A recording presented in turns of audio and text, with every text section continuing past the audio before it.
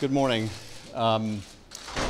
We were informed about an hour and a half ago that by the attorney for Ambassador Sondland that the State Department would refuse to allow him to testify today. This was after conversations well into yesterday afternoon and evening with the State Department legal advisor, in which there was no indication that the ambassador would be a no-show. Not only is the Congress being deprived of his testimony, the American people being deprived of his testimony today, but we are also aware that the ambassador has text messages or emails on a personal device which have been provided to the State Department, although we have requested those from the ambassador, and the State Department is withholding those messages as well.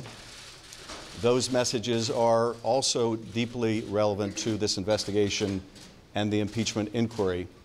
And I want to just explain for the public the significance of this witness and the significance of the decision, evidently by the Secretary of State and President or both, to withhold this key witness's testimony today. We know from the text messages that Ambassador Sondland was in discussion with Ukrainian counterparts, with fellow diplomatic personnel, and the President, as well as at least one U.S. Senator, about the course of events that we are investigating. We know from those text messages that diplomatic personnel raised a concern with him that military assistance was being withheld to secure help from Ukraine in the President's re-election campaign. We know that Ambassador Sondland had at least one discussion with a fellow diplomat on that very subject of why military assistance was being withheld. We know Ambassador Sondland was a key player in efforts to obtain a commitment from Ukraine to investigate a bogus conspiracy theory about the 2016 election, as well as Joe Biden and his son. And we know that the ambassador has relevant evidence on whether the meeting with the President that the Ukrainians desperately sought with President Trump was being conditioned on these investigations that the President believed would help his re-election campaign.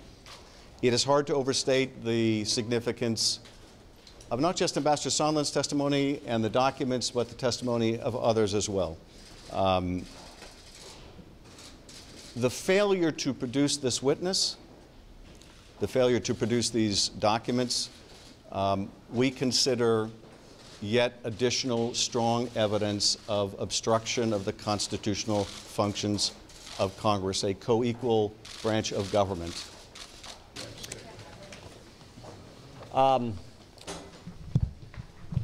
We understand the reason why the State Department decided not to have Ambassador Sondland appear today.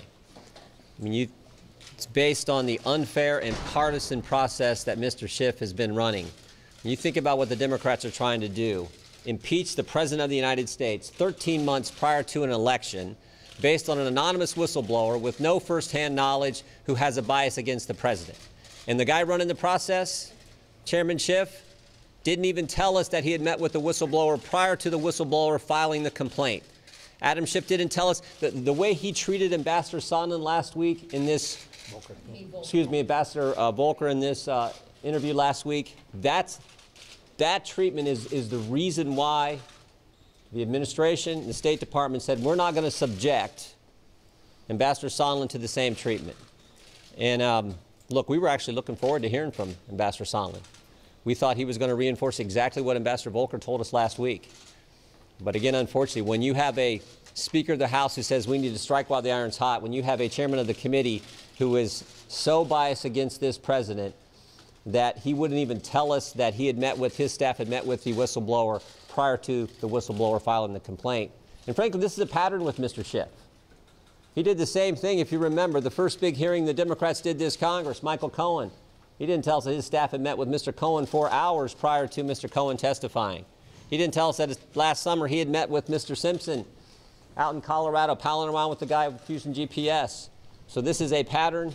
Like I said, we were hoping to hear from the ambassador today, but we understand exactly why the administration, exactly why the State Department has chosen to say, look, if it's going to be this kind of process, if you're going to selectively leak text messages, 67 pages of text messages we had, and they take a handful and release to all of you, and not give the full context and not release the transcript, we understand why they made this decision at this moment.